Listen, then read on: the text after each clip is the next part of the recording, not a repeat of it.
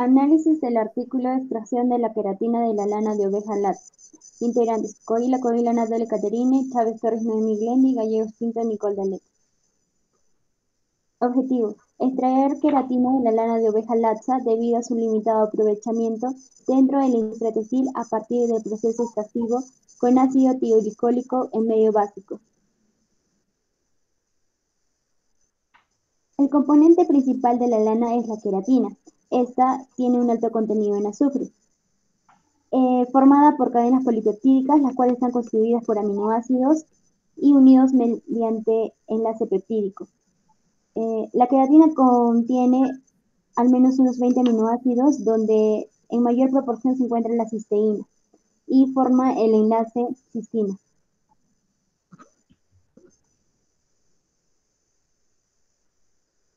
La cadena presenta una estructura alfa-hélice y con otra forma enlaces diferentes. Estas dos cadenas son enrolladas y forman un protofilamento. Estas, al ser enrolladas con otro, forman una microfibrilla. Hay enlaces tanto intermoleculares como intramoleculares.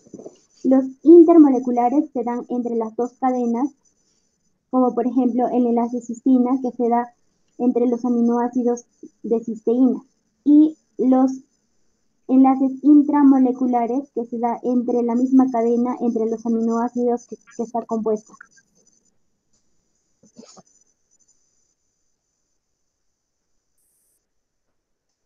Los principales enlaces son el puente salino. Este está compuesto por un grupo ácido y básico. El punto isoeléctrico es en un pH 4.1. Al alejarse de este, se debilita y se rompe. Los puentes disulfuros son fuertes y se rompen por acción de la hidrólisis alcalina o por acción de un agente reductor. En este caso se usa el tioglicolato.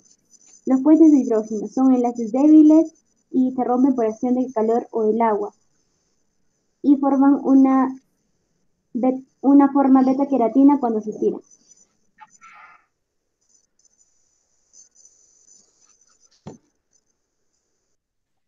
Procesos de transformación. Aquí vamos a ver dos protocolos. La primera, que trabaja con un pH mayor, que es el de 12, y la temperatura menor, que es de 50 grados centígrados. Empleamos tioles tales como el tioglicolato sódico como agente desnaturalizante en los enlaces de sulfuro. Esto quiere decir que va a romper los enlaces para fácilmente poder penetrar. También esto se trabaja en un medio básico. Y la pregunta es, ¿y por qué no en un medio ácido? Simple porque, como sabemos, la lana tiene un pH ácido y al someter el tioglicolato, pues esto ayuda a que sus poros se abran y así pueda fácilmente penetrar. Ahora pasamos al análisis colorimétrico, complejación con cobalto. Aquí vemos una reacción química, ¿verdad? Aquí vemos el tioglicolato sódico más el cloruro de cobalto. Eso va a dar formación al cobalto tioglicolato. Eso quiere decir que si nosotros vemos, por decirlo así, la solución en color marrón, quiere decir que el complejo tiene trazas de tioglicolato. Y si no presenta ningún color, simplemente no tiene trazas de tioglicolato.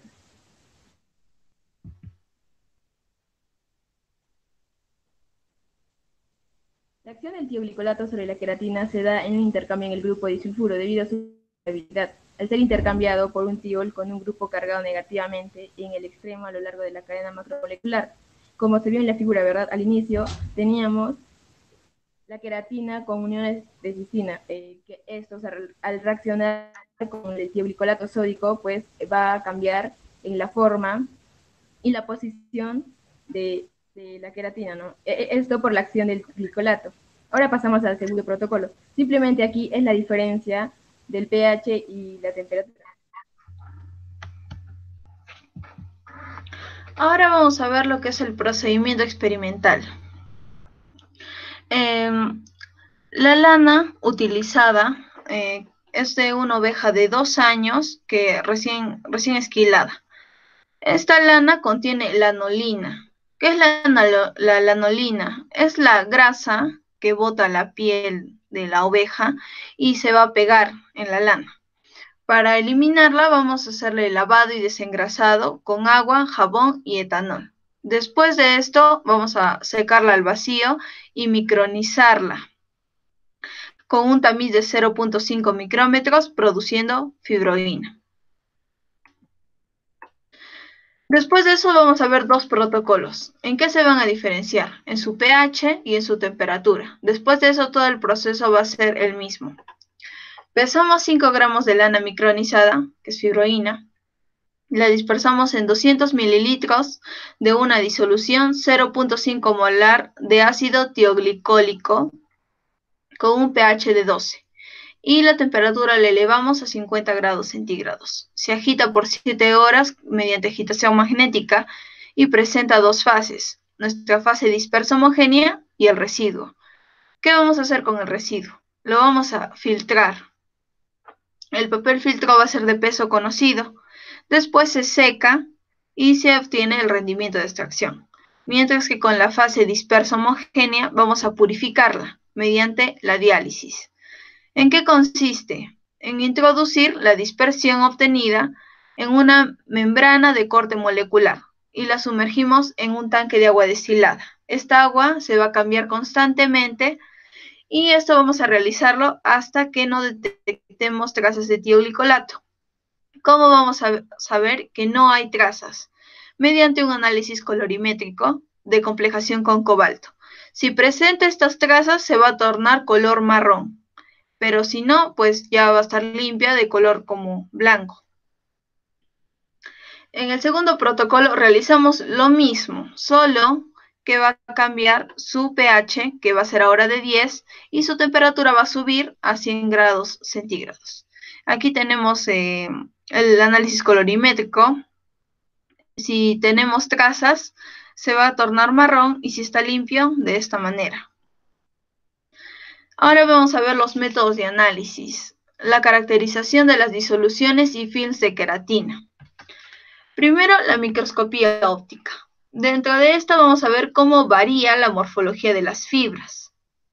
Después vemos la dispersión de la luz.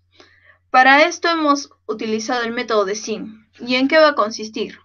En determinar de una forma simple la dispersión de la luz en dos ángulos diferentes dentro de nuestra macromolécula, que es la queratina extraída. Acá nos va a dar un intervalo de ángulos que va a ser de 35 a 100 grados. ¿Y qué vamos a obtener mediante Vamos a obtener su masa molecular promedio en peso, su radio de giro y su segundo coeficiente del virial. Después de esto vamos a realizar la espectroscopía infrarroja. Vamos a detectar las moléculas presentes en el material. En este caso, estas bandas, que son los datos que nos da aquí, son las características de los grupos funcionales de las proteínas que componen los aminoácidos que conforman nuestra queratina. Después de esto tenemos la calorimetría diferencial de barrido.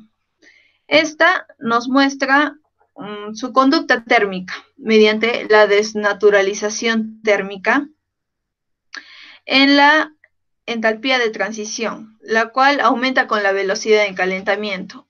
Acá nos da una característica físico-química, es decir, que se considera un proceso termodinámicamente favorable.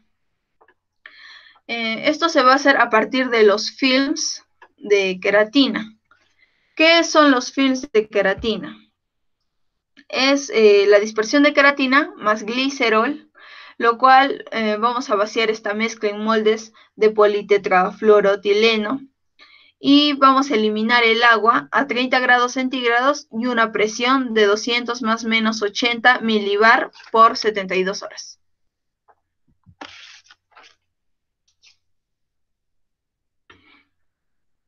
Dentro de los resultados vamos a ver que al extraer la queratina de la lana observamos dos rendimientos. Con el primer protocolo un 51% y con el segundo un 4%. Esto se debe a dos factores. ¿Cuáles son? El pH y la temperatura. El pH. ¿Por qué? Porque los valores de pH altos favorecen nuestra hidrólisis de los grupos amina y hay una mayor penetración del tioglicolato, lo cual nos va a ayudar a romper los enlaces disulfuro o más o menos cambiarles la forma. La temperatura. Si la temperatura aumenta, la solubilidad de la queratina va a disminuir. Por lo tanto, utilizamos la de 50 grados centígrados. La queratina extraída va a presentar bandas de infrarrojo comunes con otras proteínas. Y tras ser mezclada con glicerol da lugar a materiales con distinta consistencia, determinándose 38% masa de glicerol como la cantidad máxima para preparar films con estabilidad dimensional.